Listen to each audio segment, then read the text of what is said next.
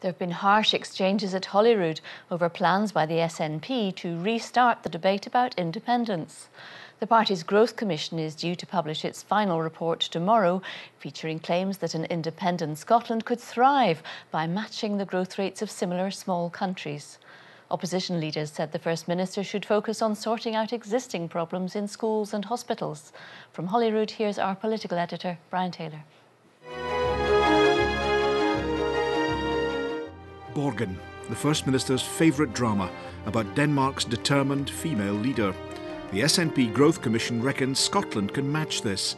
No, not the political intrigue, the Danish economy.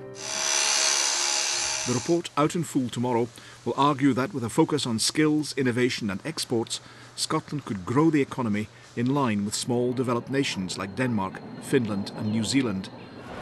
For the Scottish people, it's claimed that could be worth £4,100 a head. Nicola Sturgeon says the report can stimulate a new debate about Scotland's prospects now and under independence. But the Conservative leader says enough.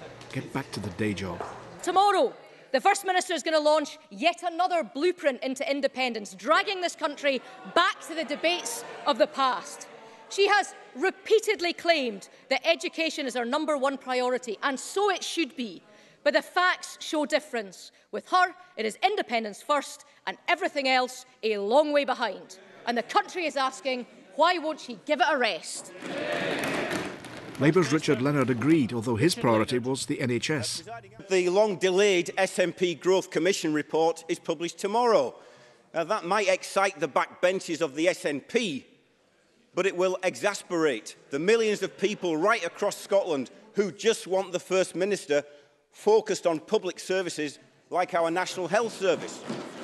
The First Minister insisted she would focus on education and the health service, but it was entirely right to revisit the option of independence. Small independent countries across the world consistently do better than the UK and than Scotland within the UK. So the positive debate that we look forward to leading is how Scotland raises its game even further, matches the best in the world for the benefit of people right across our country. We will do that with our current powers, and we will look to equip this Parliament so that it is even stronger to deliver on the part of the people we represent.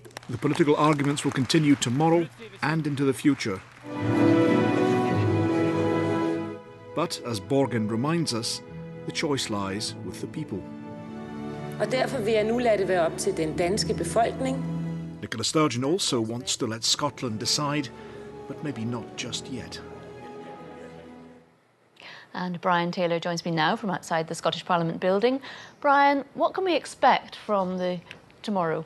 The calculation among the SNP, among the Yes camp more generally, among observers, is that the independence referendum was lost by the Yes side in 2014 because sufficient doubt was sown about economic prospects. They want to address that. That's what the Growth Commission has been all about. So I expect the report to be peppered with words like certainty and stability. One thing I do not expect to be in the report, contrary to some suggestions, is an immediate move to a distinctive separate Scottish currency. Rather, I think, as I said on the wireless this morning, that will be nuanced, and it'll be keeping sterling would be the objective in the medium term. Now, this says nothing to stress, despite all the arguments today, this says nothing about the timing of a referendum itself. This is about trying to answer the problems that occurred for the Yes side in 2014. If you like, they are preparing for that referendum, but will take a decision later. Prepare and decide.